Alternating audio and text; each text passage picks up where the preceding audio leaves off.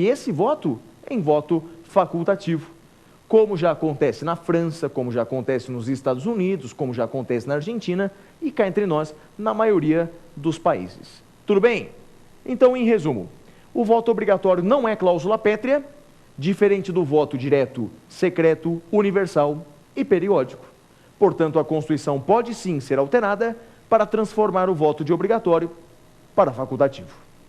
Essa foi a primeira pergunta do programa de hoje. Vamos verificar agora a segunda pergunta do programa de hoje? Vamos a ela? Pergunte ao professor. Professor, para quem o voto é facultativo no Brasil? Para quem o voto é facultativo no Brasil? Bem, eu acabo de falar para vocês da regra, não é? Do voto obrigatório. Ele é obrigatório para os maiores de 18 e menores de 70.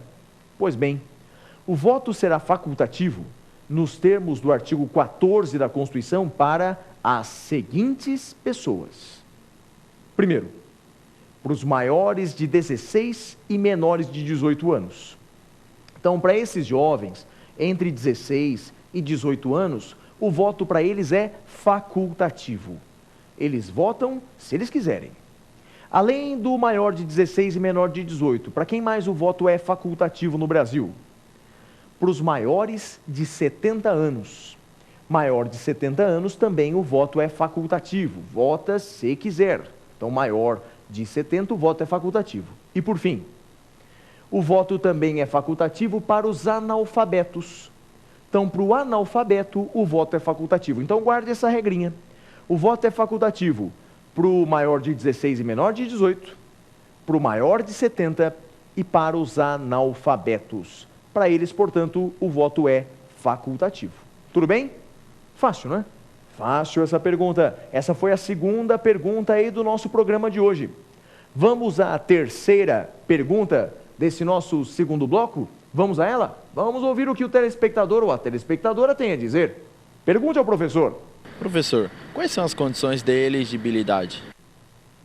Quais são as condições de elegibilidade? Meu querido telespectador, as condições de elegibilidade, em outras palavras, as condições para ser eleito estão no artigo 14 da Constituição Federal. Estão no artigo 14 da Constituição e são as seguintes.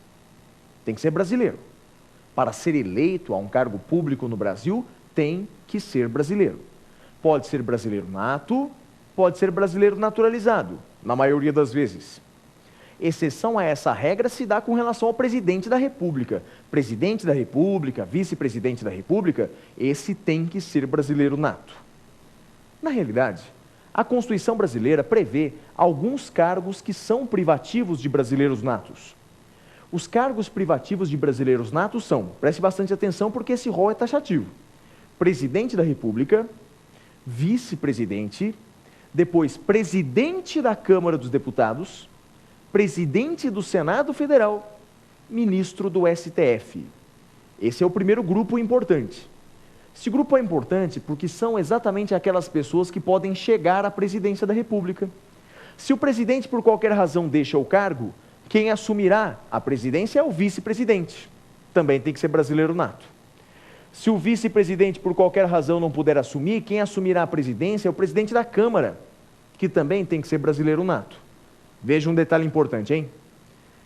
Para ser deputado federal, pode ser nato ou naturalizado, mas para ser presidente da Câmara dos Deputados, tem que ser brasileiro nato, porque pode chegar à presidência da República. O mesmo acontece com o presidente do Senado, tem que ser brasileiro nato.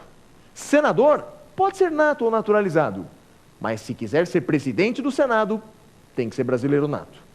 E por fim, o ministro do STF, que tem que ser brasileiro nato, pois chega à presidência. Outros 3 casos em que são cargos privativos de brasileiros natos estão lá na Constituição também, sobretudo no artigo 12. Diplomata, tem que ser brasileiro nato, oficial das Forças Armadas e ministro de Estado da Defesa. Portanto, esses são os cargos privativos de brasileiros natos. Tudo bem? Então, em resumo, primeira condição de elegibilidade tem que ser brasileiro.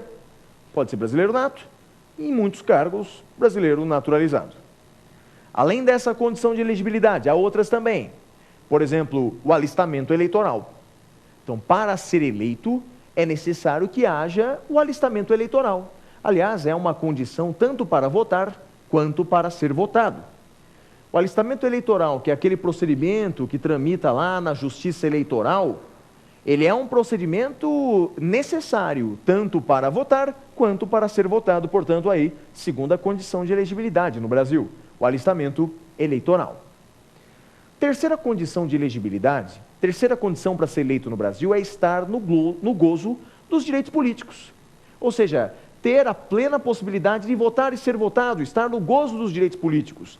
Não estar com os direitos políticos suspensos ou não ter perdido os direitos políticos.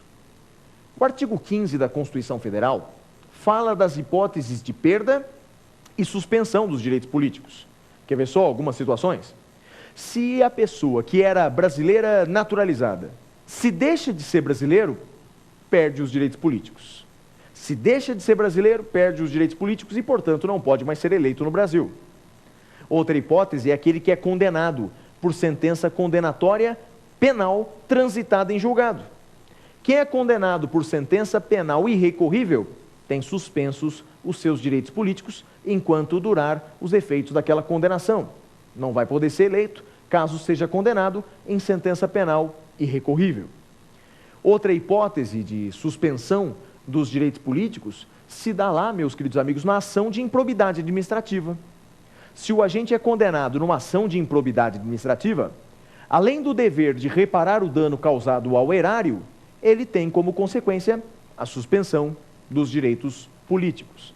Portanto, é condição de elegibilidade estar no gozo dos direitos políticos. Se por qualquer razão ele perdeu os direitos políticos ou teve suspensos os direitos políticos, ele não poderá ser eleito no Brasil, não perfez, não satisfez uma condição de elegibilidade. Vamos lá, outras condições de elegibilidade? Tem que ter filiação partidária. Ele tem que estar filiado a um partido político. No Brasil, não existe candidatura avulsa. Se ele quer se candidatar a qualquer cargo público eletivo, tem que se filiar a um partido político.